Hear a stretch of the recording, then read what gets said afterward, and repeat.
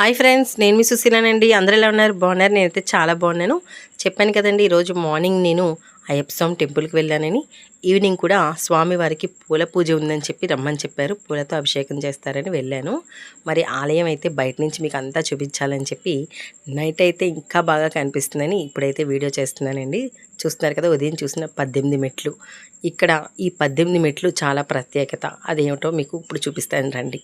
ఎందుకంటే ఇక్కడ ఈ 18 మెట్లు కూడా ఒకే రాయి మీద చెక్కడం అయితే జరిగిందంటండి. ఇలా ఒకే రాయి మీద చెక్కడం వల్ల చక్కగా ఎంత అందంగా ఉంటుందంటే, ఇక్కడ దగ్గర కంటే బాగా చూపిస్తున్నాను చూడండి. ఇదిగో మీకు వెనక నుంచి చూపిస్తున్నాను. ఒకే శిలండి, ఇదంతా కూడా ఒకే రాతి మీద ఈ 18 మెట్లు చెక్కారు. ఇది ఇక్కడ ప్రత్యేకత అన్నమాట. కేవలం మాల ఇడుముడి కట్టుకున్న వాళ్ళని మాత్రమే ఈ మెట్లు ఎక్కనిస్తారు. మరి పక్క నుంచి మనకి పైకి వెళ్ళడానికి మెట్లు ఉంటాయండి. ఆ మెట్ల మార్గం గుండా ఇలా పైకి వచ్చి మీకు పైన కూడా ఆలయం చూపిస్తున్నాను. లైటింగ్లో చాలా బాగుంది. ఇక్కడ మీరు గమనించారో లేదో, ధ్వజస్తంభానికి అమ్మవారి విగ్రహాలు ఉన్నాయి కదా, అది కూడా ఇక్కడ ప్రత్యేకత.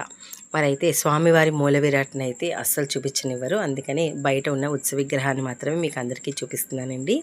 అలాగే ఈ యొక్క ధ్వజస్తంభానికి ఉన్న ఈ అమ్మవారి విగ్రహాలు ఉన్నాయి చూసారా, అది ఏమిటా అని చెప్పి నేను అక్కడ వాళ్ళని అడిగితే అయ్యప్ప స్వామి బ్రహ్మచారి కాబట్టి ముందుగా అమ్మవార్లకి పూజ చేసిన తర్వాతే స్వామివారికి చేయాలట. అందుకని ధ్వజస్తంభం చుట్టూ కూడా అమ్మవారి విగ్రహాలు ఉన్నాయి. అలాగే మీకు ఆలయం మొత్తం పైన కూడా మీకు చూపిస్తున్నాను రండి, మొత్తం చూసేద్దాం. ఎందుకంటే ఈ లైటింగ్ సెట్టింగ్లో అసలు ఆలయం ఎంత అందంగా ఉందో తెలుసా. నేనైతే నైట్ టైం వెళ్ళడం కూడా ఫస్ట్ టైం అండి ఆలయానికి.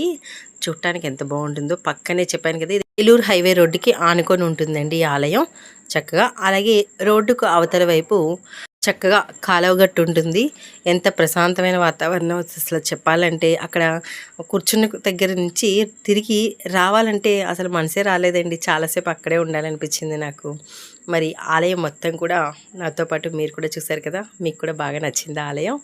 అలాగే స్వామివారికి ఇక పూజలు నిర్వహించడానికి ఏర్పాట్లు చేశారండి. ఈ రకరకాలైన పూలని మొత్తం అన్నీ కూడా తీసుకొచ్చి ఒక దగ్గర పెట్టారు. అందరూ కూడా ఒక్కొక్కరు వచ్చి ఈ పూలని స్వామివారికి తీసుకెళ్ళడానికి రమ్మని పిలిస్తే నేను కూడా అందులో వెళ్ళానన్నమాట.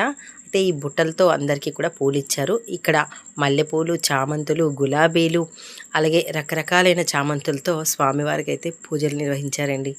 మరి నేనైతే చాలా అంటే చాలా సంతోషపడ్డాను. నా లైఫ్లో నేను అయ్యప్ప స్వామి టెంపుల్లో నా చేతితో నేను ఇలా స్వామివారికి పూజ చేయడం చాలా అంటే చాలా సంతోషంగా అనిపించింది. మరి ఈ వీడియో మీకు నచ్చిందా? నచ్చితే లైక్ చేయండి, షేర్ చేయండి, సబ్స్క్రైబ్ చేసుకోండి. పక్కనున్న బెల్ సింబల్ని కూడా నొక్కండి.